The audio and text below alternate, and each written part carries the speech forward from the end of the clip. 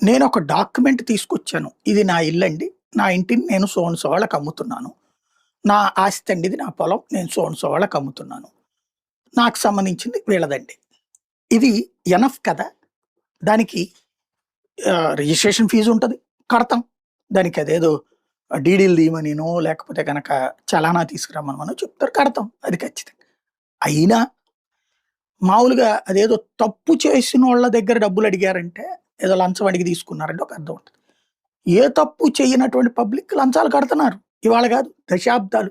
ఇప్పుడు నిన్న ఏసీబీ 120 అన్నటువంటిది ఫస్ట్ టీవీలో బ్రేకింగ్ వచ్చింది. నేను అది మనం మాట్లాడుకున్నాం. ఏసీబీ రేట్స్ 120 అంట అని చెప్పేసేసి. కాదు చివరన 0 కొట్టేశారు. 12 చోట్ల జరిగిందట. వీటిట్లో కొంతమంది డబ్బులు అక్కడ ఇసిరేసిపోయారు. బాత్రూంలో పడేసిపోయారు. మొత్తాన్ని ప్లాన్ చేసుకొని చెక్ చేశారు. 50,000, 75,000 ఎక్స్ట్రా ఉంది. అంతే ఉంటది. ఒక రోజుకి ఒక్కొక్క ఉద్యోగి ఎంత సంపాదిస్తారు?